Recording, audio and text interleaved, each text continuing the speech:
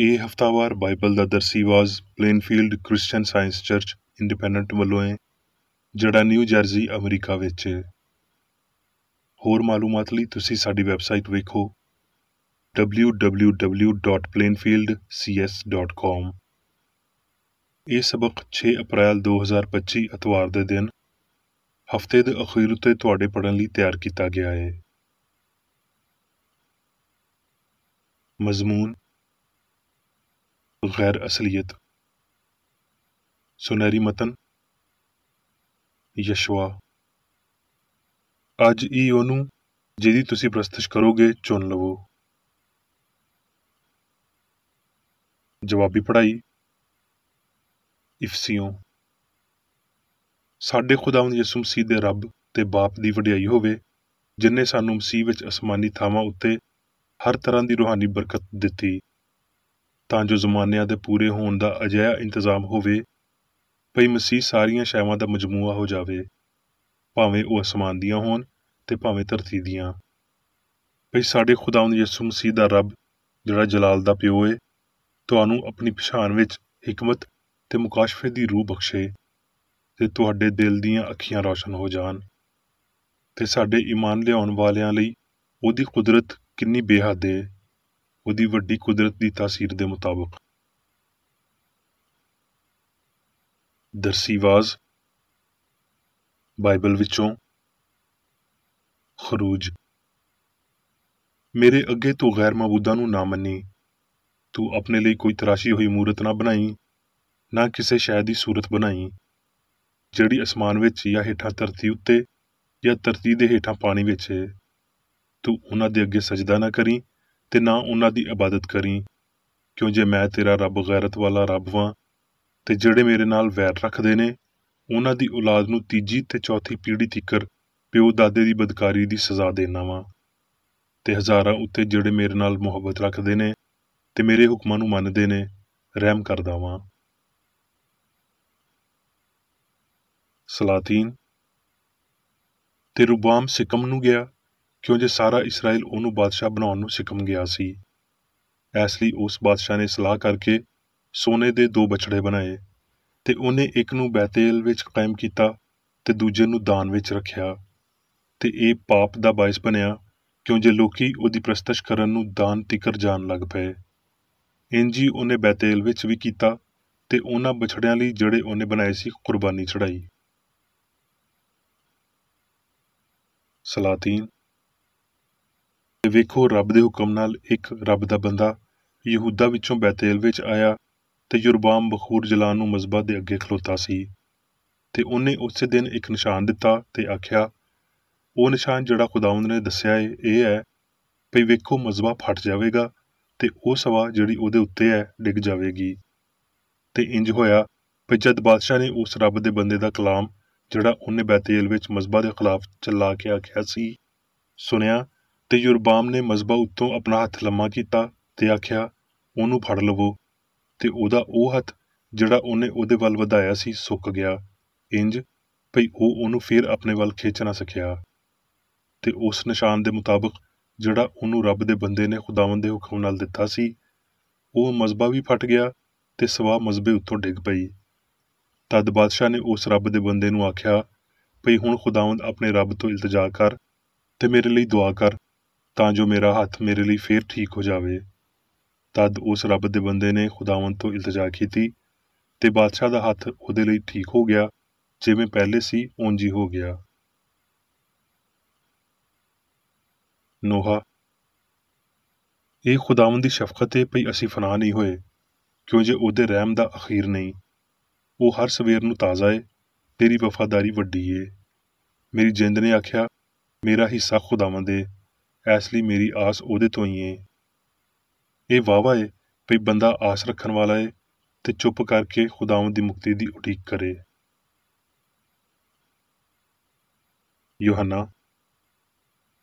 ਫਿਰ ਜਦ ਖੁਦਾਵੰਦ ਨੂੰ ਪਤਾ ਚੱਲਿਆ ਭਈ ਫਰੀਸੀਆਂ ਨੇ ਸੁਣਿਆ ਏ ਭਈ ਯਿਸੂ ਯੋਹੰਨਾ ਤੋਂ ਵੱਧ ਚੇਲੇ ਬਣਾਉਂਦਾ ਏ ਤੇ ਬਪਤਿਸਮਾ ਦਿੰਦਾ ਏ, ਭਾਵੇਂ ਯਿਸੂ ਆਪ ਨਹੀਂ ਬਲਕਿ ਉਹਦੇ ਚੇਲੇ ਬਪਤਿਸਮਾ ਦਿੰਦੇ ਸੀ, ਤੇ ਉਹ ਯਹੂਦੀਆਂ ਨੂੰ ਛੱਡ ਕੇ ਫੇਰ ਗਲੀਲ ਨੂੰ ਟੁਰ ਗਿਆ, ਤੇ ਉਹਨੇ ਸਾਮਰੀਆ ਵਿੱਚੋਂ ਹੋ ਕੇ ਜ਼ਰੂਰ ਜਾਣਾ ਸੀ।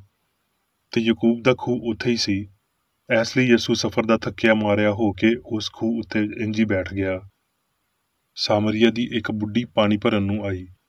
ਬੁੱਢੀ ਨੇ ਆਖਿਆ, ਐ ਖੁਦਾਵੰਦ, ਮੈਨੂੰ ਲੱਗਦਾ ਏ ਵੀ ਤੂੰ ਨਬੀ ਏਂ। ਸਾਡੇ ਪਿਓ ਦਾਦੇ ਨੇ ਇਸ ਪਹਾੜ ਉੱਤੇ ਪ੍ਰਸਤਿਸ਼ ਕੀਤੀ, ਤੇ ਤੂੰ ਆਖਦਾ ਏਂ ਵੀ ਉਹ ਥਾਂ ਜਿੱਥੇ ਪ੍ਰਸਤਿਸ਼ ਕਰਨੀ ਚਾਹੀਦੀ ਏ ਉਹ ਯਰੂਸ਼ਲਮ ਵਿੱਚ ਏ। ਯਿਸੂ ਨੇ ਉਹਨੂੰ ਆਖਿਆ, ਐ ਔਰਤ, ਮੇਰੀ ਗੱਲ ਦਾ ਯਕੀਨ ਕਰ ਵੀ ਉਹ ਵੇਲਾ ਆਉਂਦਾ ਏ ਵੀ ਤੁਸੀਂ ਨਾ ਤੇ ਇਸ ਪਹਾੜ ਉੱਤੇ ਪਿਓ ਦੀ ਪ੍ਰਸਤਿਸ਼ ਕਰੋਗੇ, ਨਾ ਯਰੂਸ਼ਲਮ ਵਿੱਚ। ਪਰ ਉਹ ਵੇਲਾ ਆਉਂਦਾ ਏ, ਬਲਕਿ ਹੋਣੀ ਏ, ਵੀ ਸੱਚੇ ਪਰਸਤਾਰ ਪਿਓ ਦੀ ਪ੍ਰਸਤਿਸ਼ ਰੂਹ ਤੇ ਸੱਚਾਈ ਨਾਲ ਕਰਨਗੇ, ਕਿਉਂ ਜੇ ਪਿਓ ਆਪਣੇ ਲਈ ਅਜਿਹੇ ਪਰਸਤਾਰ ਹੀ ਲੱਭਦਾ ਏ। ਰੱਬ ਰੂਹ ਏ ਤੇ ਜ਼ਰੂਰੀ ਏ ਵੀ ਉਹਦੇ ਪਰਸਤਾਰ ਰੂਹ ਤੇ ਸੱਚਾਈ ਨਾਲ ਉਹਦੀ ਪ੍ਰਸਤਿਸ਼ ਕਰਨ। ਇੰਨੇ ਵਿੱਚ ਉਹਦੇ ਚੇਲੇ ਆ ਗਏ ਤੇ ਹੈਰਾਨ ਹੋਣ ਲੱਗੇ, ਕਿਉਂ ਜੇ ਉਹ ਬੁੱਢੀ ਨਾਲ ਗੱਲਾਂ ਕਰ ਰਿਹਾ ਸੀ।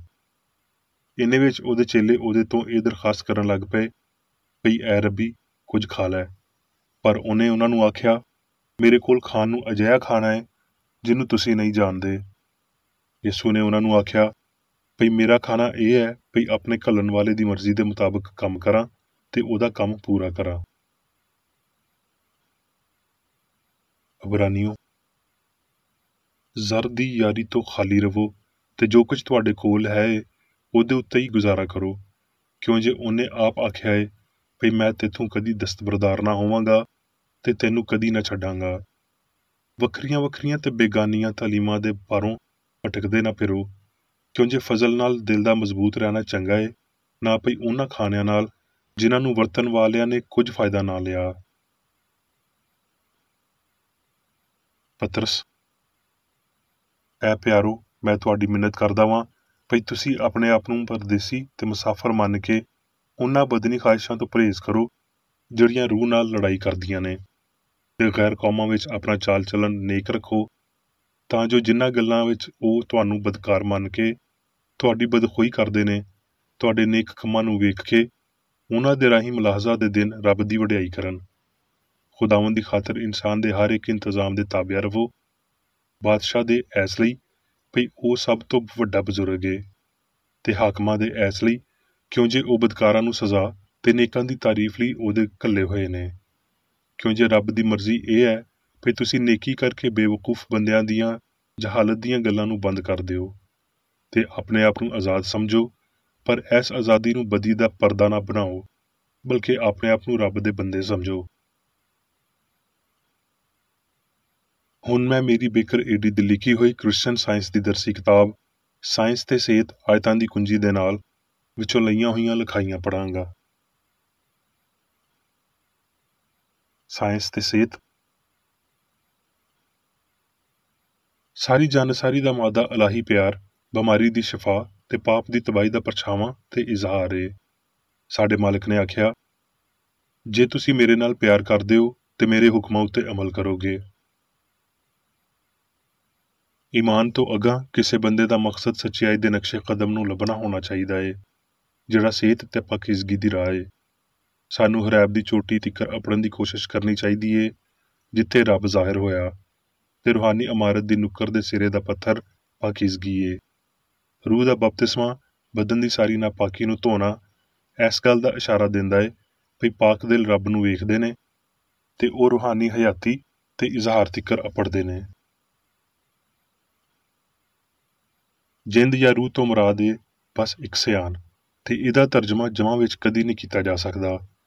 ਗੈਰ ਮਜ਼ਾਹਬ ਦੇ ਕਿੱਸਿਆਂ ਤੇ ਯਹੂਦੀ ਕਿੱਸਿਆਂ ਨੇ ਇਸ ਗਲਤੀ ਨੂੰ ਜਾਰੀ ਰੱਖਿਆ ਵੀ ਜ਼ਹਾਨਤ ਜਿੰਦ ਤੇ ਹਯਾਤੀ ਮਾਦੇ ਵਿੱਚ ਪਾਈ ਜਾ ਸਕਦੀ ਏ, ਤੇ ਬੁੱਤ ਪ੍ਰਸਤੀ ਤੇ ਰਵਾਇਤ ਪਸੰਦੀ ਇਨਸਾਨ ਦੇ ਬਣਾਏ ਹੋਏ ਅਕੀਦਿਆਂ ਦਾ ਨਤੀਜਾ ਨੇ। ਮਸੀਹਤ ਦੀ ਸਾਇੰਸ ਤੂੜੀ ਨੂੰ ਕਣਕ ਤੋਂ ਵੱਖ ਕਰਨ ਲਈ ਹੱਥ ਵਿੱਚ ਪੱਖਾ ਲੈ ਕੇ ਆਉਂਦੀ ਏ। ਸਾਇੰਸ ਰੱਬ ਨੂੰ ਠੀਕ ਵਾਜ਼ਾ ਕਰੇਗੀ ਤੇ ਮਸੀਹਤ ਇਸ ਵਜ਼ਾਹਤ ਨੂੰ ਇਹਦੇ ਇਲਾਹੀ ਅਸੂਲ ਨੂੰ ਜ਼ਾਹਰ ਕਰੇਗੀ, ਜਿਹੜਾ ਇਨਸਾਨ ਨੂੰ ਬਦਨੀ, ਇਖਲਾਕੀ ਤੇ ਰੂਹਾਨੀ ਤੌਰ ਤੇ ਚੰਗਾ ਬਣਾ ਰਿਹਾ ਹੁੰਦਾ ਏ। ਇਲਾਹੀ ਸਾਇੰਸ ਹਯਾਤੀ ਤੇ ਜ਼ਹਾਨਤ ਦੀਆਂ ਫਰਜ਼ੀ ਮਾਦੀ ਨਿਯਮਾਂ ਉੱਤੇ ਆਪਣੇ ਖਾਸ ਹਮਲੇ ਦਾ ਕੰਮ ਕਰਦੀ ਏ। ਇਹ ਬੁੱਤ ਪ੍ਰਸਤੀ ਉੱਤੇ ਹਕੂਮਤ ਕਰਦੀ ਏ। ਦੂਜੇ ਦੇਵਤਾਵਾਂ, ਦੂਜੇ ਖਾਲਕਾਂ ਤੇ ਦੂਜੀਆਂ ਮਖਲੂਕਾਂ ਉੱਤੇ ਈਮਾਨ ਨੂੰ ਕ੍ਰਿਸਚਨ ਸਾਇੰਸ ਦੇ ਮੁਕਾਬਲੇ ਵਿੱਚ ਝੁਕਣਾ ਪਵੇਗਾ। ਇਹ ਪਾਪ ਦੇ ਨਤੀਜਿਆਂ ਨੂੰ ਬੇਪਰਦਾ ਕਰਦੀ ਏ, ਜਿਵੇਂ ਬਿਮਾਰੀ ਤੇ ਮੌਤ ਵਿੱਚ ਵਿਖਾਇਆ ਗਿਆ ਏ। ਇਨਸਾਨ ਰੂਹ ਦੀ ਜੰਨਤ ਵਿੱਚ ਬੰਦਿਆਂ ਦੇ ਵਿਚਾਲੇ ਪਲੋਠੇ ਦੀ ਮਿਰਾਸ ਵਿੱਚ ਕ੍ਰਿਸਚਨ ਸਾਇੰਸ ਦੇ ਖੁੱਲ੍ਹਣ ਵਾਲੇ ਬੂਹੇ ਵਿੱਚੋਂ ਕਦੋਂ ਲੰਘੇਗਾ?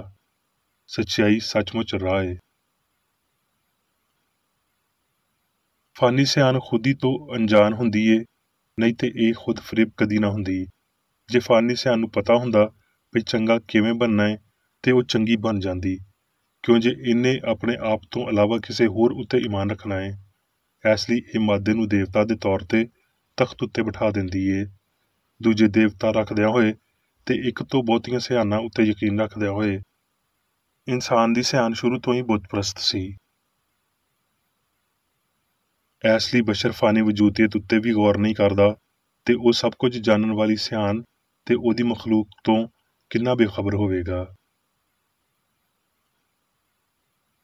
ਬਾਈਬਲ ਵਾਜ਼ਿਆ ਕਰਦੀ ਏ, ਸਾਰੀਆਂ ਸ਼ੈਵਾਂ ਉਹਦੇ ਇਲਾਹੀ ਕਲਾਮ ਦੇ ਰਾਹੀਂ ਪੈਦਾ ਹੋਈਆਂ ਤੇ ਜੋ ਕੁਝ ਵੀ ਪੈਦਾ ਹੋਇਆ ਉਹਦੇ ਵਿੱਚੋਂ ਕੋਈ ਸ਼ੈ ਵੀ ਉਹਦੇ ਬਗੈਰ ਪੈਦਾ ਨਾ ਹੋਈ।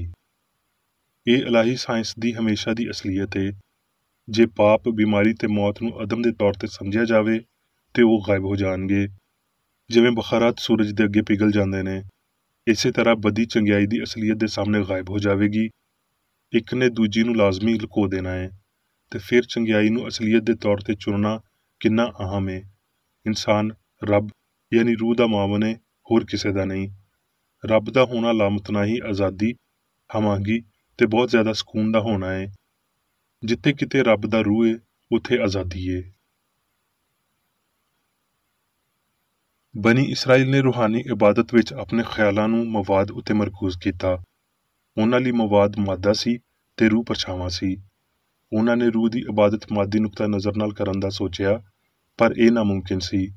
ਸ਼ਾਇਦ ਉਹ ਯਹੋਵਾ ਤੋਂ ਇਲਤਜਾ ਕਰਨਾ ਚਾਹੁੰਦੇ ਹੋਣ, ਪਰ ਇਸ ਗੱਲ ਦਾ ਕੋਈ ਸਬੂਤ ਨਹੀਂ ਮਿਲਿਆ ਭਈ ਉਹਨਾਂ ਦੀ ਦੁਆ ਸੁਣੀ ਗਈ ਸੀ, ਕਿਉਂ ਜੇ ਉਹਨਾਂ ਨੇ ਰੱਬ ਨੂੰ ਇਸ ਹੱਦ ਤੀਕਰ ਨਹੀਂ ਸਮਝਿਆ ਸੀ ਭਈ ਉਹ ਆਪਣੀ ਸ਼ਫਾਈਆ ਤਾਕਤ ਨੂੰ ਜ਼ਾਹਰ ਕਰਨ, ਅਸਲੀਅਤ ਨੂੰ ਹਮਾਹੰਗੀ ਦੀ ਸ਼ਕਲ ਤੇ ਮੁਖਾਲਫਤ ਨੂੰ ਗੈਰ ਅਸਲੀਅਤ ਦੀ ਸ਼ਕਲ ਦੇਣ ਦੇ ਕਾਬਲ ਹੈ। ਜੇ ਕੋਈ ਬੰਦਾ ਤੰਬਾਕੂ ਨੋਸ਼ੀ ਦਾ ਸ਼ੌਕੀਨ ਯਾਨੀ ਗੁਲਾਮ ਹੈ ਜਾਂ ਪਾਪ ਦੀਆਂ ਬਹੁਤ ਸਾਰੀਆਂ ਕਿਸਮਾਂ ਵਿੱਚੋਂ ਕਿਸੇ ਇੱਕ ਖਾਸ ਕਿਸਮ ਦਾ ਗੁਲਾਮ ਹੋਵੇ, ਉਹ ਸੱਚਾਈ ਦੇ ਹੋਣ ਨਾਲ ਇਹਨਾਂ ਗਲਤੀਆਂ ਦਾ ਸਾਹਮਣਾ ਕਰੇ ਤੇ ਉਹਨਾਂ ਨੂੰ ਤਬਾਹ ਕਰ ਦੇਵੇ ਤੇ ਗਲਤ ਕੰਮ ਕਰਨ ਵਾਲੇ ਉੱਤੇ ਉਹਨਾਂ ਤਕਲੀਫਾਂ ਨੂੰ ਜ਼ਾਹਰ ਕਰਨ ਨਾਲ ਇਹ ਸਾਰਾ ਕੰਮ ਪੂਰਾ ਕਰੇ ਜਿਹੜੀਆਂ ਅਜਿਹੀ ਆਦਤ ਅਪਣਾਉਣ ਵਾਲੇ ਉੱਤੇ ਨਾਜ਼ਲ ਹੁੰਦੀਆਂ ਨੇ, ਤੇ ਉਹਨੂੰ ਇਸ ਗੱਲ ਉੱਤੇ ਕਾਇਲ ਕਰੇ ਭਈ ਇਹਨਾਂ ਝੂਠੀਆਂ ਰਗਬਤਾਂ ਵਿੱਚ ਅਸਲੀ ਖੁਸ਼ੀ ਨਹੀਂ ਏ। ਬਦਨਵਾਨ ਸੋਚ ਬਦਨਵਾਨ ਜਿਸਮ ਵਿੱਚ ਜ਼ਾਹਰ ਹੁੰਦੀ ਏ। ਸ਼ਹਿਵਤ, ਬੁਗਜ਼ ਤੇ ਹਰ ਤਰ੍ਹਾਂ ਦੀ ਬਦੀ ਬਿਮਾਰ ਬੰਦੇ ਦੇ ਅਕੀਦੇ ਨੇ ਤੇ ਤੁਸੀਂ ਇਹਨਾਂ ਨੂੰ ਬਸ ਉਹਨਾਂ ਬਦਕਾਰ ਮਕਸਦਾਂ ਨੂੰ ਮੁਕਾਉਂਦੇ ਹੋਏ ਤਬਾਹ ਕਰ ਸਕਦੇ ਹੋ ਜਿਨ੍ਹਾਂ ਤੋਂ ਇਹ ਜੰਮਦੇ ਨੇ। ਜੇ ਕਿਸੇ ਮੁਆਫ ਕੀਤੀ ਹੋਈ ਇਨਸਾਨੀ ਸਿਆਣ ਵਿੱਚੋਂ ਬਦੀ ਮੁੱਕ ਗਈ ਏ, ਹਾਲਾਂਕਿ ਇਹਦੇ ਅਸਰ ਹੱਲੇ ਵੀ ਉਸ ਬੰਦੇ ਉੱਤੇ ਹੋਣਗੇ, ਤੇ ਤੁਸੀਂ ਇਸ ਬੇਤਰਤੀਬੀ ਨੂੰ ਮੁਕਾ ਸਕਦੇ ਹੋ ਜਿਵੇਂ ਰੱਬ ਦੀ ਸ਼ਰੀਅਤ ਪੂਰੀ ਹੋ ਜਾਂਦੀ ਏ ਤੇ ਇਸਲਾਹ ਜੁਰਮ ਨੂੰ ਮੁਕਾ ਦਿੰਦੀ ਏ। ਰੂਹਾਨੀ ਸਮਝ ਨੂੰ ਥਾਂ ਦੇਣ ਲਈ ਮਾਦੀ ਅਕੀਦਿਆਂ ਨੂੰ ਲਾਜ਼ਮੀ ਬਾਹਰ ਕੱਢਣਾ ਚਾਹੀਦਾ ਏ। ਅਸੀਂ ਇੱਕ ਵੇਲੇ ਵਿੱਚ ਰੱਬ ਤੇ ਦੌਲਤ ਦੋਵਾਂ ਦੀ ਗੁਲਾਮੀ ਨਹੀਂ ਕਰ ਸਕਦੇ, ਪਰ ਕੀ ਮਾੜੇ ਇਨਸਾਨ ਇਹ ਹੀ ਕਰਨ ਦੀ ਕੋਸ਼ਿਸ਼ ਨਹੀਂ ਕਰ ਰਹੇ? ਪੌਲੂਸ ਆਖਦਾ ਏ, ਬਦਨ ਰੂਹ ਦੇ ਖਿਲਾਫ ਖਾਹਿਸ਼ ਕਰਦਾ ਏ ਤੇ ਰੂਹ ਬਦਨ ਦੇ ਖਿਲਾਫ। ਇਹ ਮੰਨਣ ਲਈ ਕੌਣ ਤਿਆਰ ਏ? ਅਸੀਂ ਦੋ ਮਾਲਕਾਂ ਦੀ ਗੁਲਾਮੀ ਨਹੀਂ ਕਰ ਸਕਦੇ ਤੇ ਨਾ ਮਾਦੀ ਹਿੱਸਾਂ ਦੇ ਨਾਲ ਇਲਾਹੀ ਸਾਇੰਸ ਨੂੰ ਸਮਝ ਸਕਦੇ ਹਾਂ। ਦਵਾਈਆਂ ਤੇ ਹਿਫਜ਼ਾਨੇ ਸਿਹਤ ਸਾਰੀ ਤੰਦਰੁਸਤੀ ਤੇ ਕਾਮਲੀਅਤ ਦੇ ਮੰਬਾ ਦੀ ਤਾਕਤ ਤੇ ਥਾਂ ਉੱਤੇ ਕਬਜ਼ਾ ਨਹੀਂ ਕਰ ਸਕਦੇ। ਜੇ ਰੱਬ ਨੇ ਇਨਸਾਨ ਨੂੰ ਚੰਗਾ ਤੇ ਬੁਰਾ ਦੋਵੇਂ ਬਣਾਇਆ ਏ ਤੇ ਉਹਨੂੰ ਇੰਝ ਹੀ ਰਹਿਣਾ ਚਾਹੀਦਾ ਏ। ਰੱਬ ਦੇ ਕਲਾਮ ਦੀ ਇਸਲਾਹ ਕੀ ਕਰ ਸਕਦਾ ਏ? ਦੁਬਾਰਾ ਨਿਉ ਵਿੱਚ ਇੱਕ ਗਲਤੀ ਨਤੀਜਿਆਂ ਵਿੱਚ ਜ਼ਾਹਰ ਜ਼ਰੂਰ ਹੋਣੀ ਚਾਹੀਦੀ ਏ। ਇੱਕ ਰੱਬ ਨੂੰ ਮੰਨਣ ਤੇ ਆਪਣੇ ਆਪ ਨੂੰ ਰੂਹ ਦੀ ਕੂਵਤ ਲਈ ਦਸਤਿਆਬ ਕਰਨ ਲਈ ਤੁਹਾਨੂੰ ਰੱਬ ਦੇ ਨਾਲ ਬੇਹੱਦ ਪਿਆਰ ਕਰਨਾ ਪਏਗਾ। ਅਸੀਂ ਰੂਹਾਨੀ ਪ੍ਰਸਤਸ਼ ਬਸ ਉਦੋਂ ਕਰਦੇ ਹਾਂ ਜਦ ਅਸੀਂ ਮਾਦੀ ਪ੍ਰਸਤਸ਼ ਕਰਨਾ ਛੱਡ ਦਿੰਦੇ ਹਾਂ। ਰੂਹਾਨੀ ਅਕੀਦਤ ਮਸੀਹ ਦੀ ਜਾਨ ਏ। ਮਾਦੇ ਦੇ ਰਾਹੀਂ ਪ੍ਰਸਤਸ਼ ਕਰਨਾ ਬੁੱਤ ਪ੍ਰਸਤੀ ਏ। ਯਹੂਦੀਅਤ ਤੇ ਦੂਜੀਆਂ ਰਸਮਾਂ ਅਸਲੀ ਪ੍ਰਸਤਸ਼ ਦੀਆਂ ਕਿਸਮਾਂ ਤੇ ਪਰਛਾਵਿਆਂ ਦੇ ਸਿਵਾ ਕੁਝ ਨਹੀਂ। ਸੱਚੇ ਪ੍ਰਸਤਾਰ ਬਾਪ ਦੀ ਪ੍ਰਸਤਸ਼ ਰੂਹ ਤੇ ਸਚਾਈ ਨਾਲ ਕਰਨਗੇ। ਮੇਰੇ ਹਜ਼ੂਰ ਤੂੰ ਗੈਰ ਮਾਬੂਦਾਂ ਨੂੰ ਨਾ ਮੰਨੀ। ਖਰੂਜ 20 ਬਾਬ 3 ਆਇਤ। ਪਹਿਲਾ ਹੁਕਮ ਮੇਰੀ ਪਸੰਦ ਦੀ ਇਬਾਰਤ ਏ, ਇਹ ਕ੍ਰਿਸਚਨ ਸਾਇੰਸ ਨੂੰ ਜ਼ਾਹਿਰ ਕਰਦੀ ਏ। ਇਹ ਰੱਬ, ਰੂਹ, ਸਿਆਣ ਦੀ ਤਸਲੀਸ ਦੀ ਸਮਝ ਦਿੰਦੀ ਏ ਤੇ ਇਹ ਦੱਸਦੀ ਏ ਭਈ ਇਨਸਾਨ ਰੱਬ, ਅਬਦੀ ਚੰਗਿਆਈ ਦੇ ਇਲਾਵਾ ਕਿਸੇ ਦੂਜੀ ਰੂਹ ਜਾਂ ਸਿਆਣ ਨੂੰ ਨਹੀਂ ਮੰਨੇਗਾ ਤੇ ਇਹ ਭਈ ਸਾਰੇ ਇਨਸਾਨ ਇੱਕ ਸਿਆਣ ਨੂੰ ਮੰਨਣ। ਪਹਿਲੇ ਹੁਕਮ ਦਾ ਇਲਾਹੀ ਅਸੂਲ ਹਸਤੀ ਦੀ ਸਾਇੰਸ ਉੱਤੇ ਨਿਉ ਰੱਖਦਾ ਏ, ਜਿਹਦੇ ਪਾਰੋਂ ਇਨਸਾਨ ਤੰਦਰੁਸਤੀ, ਪਾਕੀਜ਼ਗੀ ਤੇ ਅਬਦੀ ਹਯਾਤੀ ਨੂੰ ਜ਼ਾਹਿਰ ਕਰਦਾ ਏ। ਇਹ ਕਲਾਮਤਨਾਹੀ ਰੱਬ ਯਾਨੀ ਚੰਗਿਆਈ ਇਨਸਾਨ ਤੇ ਕੌਮਾਂ ਨੂੰ ਇਕੱਠਾ ਕਰਦਾ ਏ, ਇਨਸਾਨਾਂ ਵਿੱਚ ਭਰਾਬੰਦੀ ਬਣਾਉਂਦਾ ਏ, ਲੜਾਈ ਝਗੜੇ ਮੁਕਾਉਂਦਾ ਏ। ਇਸ ਕਲਾਮ ਨੂੰ ਪੂਰਾ ਕਰਦਾ ਏ ਭਈ ਆਪਣੇ ਗੁਆਂਢੀ ਨਾਲ ਆਪਣੇ ਵਾਂਗਰ ਪਿਆਰ ਕਰ। ਗੈਰ ਕੌਮਾਂ ਤੇ ਮਸੀਹੀ ਬੁੱਤ ਪ੍ਰਸਤਾਂ ਨੂੰ ਤੇ ਜੋ ਕੁਝ ਵੀ ਮਾਸ਼ਰਤੀ, ਸ਼ਹਿਰੀ ਜੁਰਮ ਦੇ ਬਾਰੇ ਸਿਆਸੀ ਤੇ ਮਜ਼ਹਬੀ ਹਲਕਿਆਂ ਵਿੱਚ ਗਲਤ ਹੋ ਰਿਹਾ ਏ, ਉਹਨੂੰ ਫਨਾਹ ਕਰਦਾ ਏ, ਜਿਨਸਾਂ ਨੂੰ ਬਰਾਬਰ ਕਰਦਾ ਏ, ਇਨਸਾਨ ਉੱਤੇ ਕੀਤੀ ਹੋਈ ਲਾਨਤ ਨੂੰ ਮੁਕਾ ਦਿੰਦਾ ਏ ਤੇ ਅਜਿਹੇ ਕਿਸੇ ਨੂੰ ਵੀ ਨਹੀਂ ਛੱਡਦਾ ਜਿਹੜਾ ਪਾਪ ਕਰਦਾ ਹੋਵੇ ਤੇ ਦੁੱਖ ਸਵੇ, ਸਜ਼ਾ ਪਾਵੇ ਜਾਂ ਨੇਸਤ ਹੋ ਜਾਵੇ। ਹੁਣ ਮੈਂ ਮੇਰੀ ਬੇਕਰ ਏਡੀ ਵੱਲੋਂ ਚਰਚ ਮੈਨੂਅਲ ਵਿੱਚ ਦਿੱਤੇ ਹੋਏ ਰੋਜ਼ਾਨਾ ਦੇ 3 ਫਰਜ਼ ਪੜਾਂਗਾ। ਰੋਜ਼ਾਨਾ ਦੀ ਦੁਆ। ਇਸ ਚਰਚ ਦੇ ਹਰ ਰੁਕਨ ਦਾ ਇਹ ਫਰਜ਼ ਏ ਭਈ ਉਹ ਹਰ ਰੋਜ਼ ਇਹ ਦੁਆ ਕਰੇ, ਤੇਰੀ ਬਾਦਸ਼ਾਹੀ ਆਵੇ, ਇਲਾਹੀ ਸੱਚਾਈ, ਹਯਾਤੀ ਤੇ ਪਿਆਰ ਦੀ ਸਲਤਨਤ ਮੇਰੇ ਅੰਦਰ ਕਾਇਮ ਹੋਵੇ ਤੇ ਸਾਰੇ ਪਾਪ ਮੈਥੋਂ ਨਿਕਲ ਜਾਣ ਤੇ ਤੇਰਾ ਕਲਾਮ ਸਾਰੇ ਇਨਸਾਨਾਂ ਦੇ ਪਿਆਰ ਨੂੰ ਵਧਾਵੇ ਤੇ ਉਹਨਾਂ ਉੱਤੇ ਹੁਕੂਮਤ ਕਰੇ। ਮਕਸਦਾਂ ਤੇ ਕੰਮਾਂ ਦਾ ਇੱਕ ਅਸੂਲ। ਨਾ ਕੋਈ ਮੁਖਾਲਫਤ ਤੇ ਨਾ ਕੋਈ ਜ਼ਾਤੀ ਤਾਲੁਕ ਮਾਦਰੀ ਚਰਚ ਦੇ ਕਿਸੇ ਰੁਕਨ ਦੇ ਮਕਸਦਾਂ ਜਾਂ ਕੰਮਾਂ ਉੱਤੇ ਅਸਰ ਕਰਨੇ ਚਾਹੀਦੇ। ਸਾਇੰਸ ਵਿੱਚ ਬਸ ਇਲਾਹੀ ਪਿਆਰ ਹੀ ਹੁਕੂਮਤ ਕਰਦਾ ਏ ਤੇ ਇੱਕ ਮਸੀਹੀ ਸਾਇੰਸਦਾਨ ਪਾਪ ਨੂੰ ਰੱਦ ਕਰਦਿਆਂ ਹੋਏ ਸੁੱਚੀ ਭਰਾਬੰਦੀ, ਖੈਰਾਤ ਪਸੰਦੀ ਤੇ ਮਾਫੀ ਨਾਲ ਪਿਆਰ ਦੀਆਂ ਮਿੱਠੀਆਂ ਸੱਚਾਈਆਂ ਦਾ ਪਰਛਾਵਾਂ ਬਣਦਾ ਏ। ਇਸ ਚਰਚ ਦੇ ਸਾਰੇ ਰੁਕਨਾਂ ਨੂੰ ਸਾਰੇ ਪਾਪਾਂ ਤੋਂ, ਗਲਤ ਤਰ੍ਹਾਂ ਦੀਆਂ ਪੇਸ਼ਨਗੋਈਆਂ, ਮੁਨਸਫੀਆਂ, ਮੁਜ਼ਮਤਾਂ, ਸਲਾਮਾਂ, ਗਲਤ ਅਸਰਾਂ ਨੂੰ ਲੈਣ ਤੇ ਗਲਤ ਅਸਰ ਦੇਣ ਤੋਂ ਆਜ਼ਾਦ ਰਹਿਣ ਲਈ ਹਰ ਰੋਜ਼ ਖਿਆਲ ਰੱਖਣਾ ਚਾਹੀਦਾ ਏ ਤੇ ਦੁਆ ਕਰਨੀ ਚਾਹੀਦੀ ਏ। ਫਰਜ਼ ਲਈ ਚੁਸਤੀ। ਇਸ ਚਰਚ ਦੇ ਹਰ ਰੁਕਨ ਦਾ ਇਹ ਫਰਜ਼ ਏ ਭਈ ਉਹ ਹਰ ਰੋਜ਼ ਜਾਰਹਾਨਾ ਜ਼ਿਹਨੀ ਸਲਾਮਾਂ ਦੇ ਖਿਲਾਫ ਆਪਣੇ ਆਪ ਨੂੰ ਤਿਆਰ ਰੱਖੇ ਤੇ ਰੱਬ, ਆਪਣੇ ਕਾਇਦ ਤੇ ਇਨਸਾਨਾਂ ਲਈ ਆਪਣੇ ਫਰਜ਼ਾਂ ਨੂੰ ਨਾ ਕਦੀ ਭੁੱਲੇ ਤੇ ਨਾ ਕਦੀ ਨਜ਼ਰਅੰਦਾਜ਼ ਕਰੇ। ਉਹਦੇ ਕੰਮਾਂ ਦੇ ਰਾਹੀਂ ਉਹਦਾ ਇਨਸਾਫ ਹੋਵੇਗਾ, ਉਹ ਬੇਕਸੂਰ ਜਾਂ ਕਸੂਰਵਾਰ ਹੋਵੇਗਾ।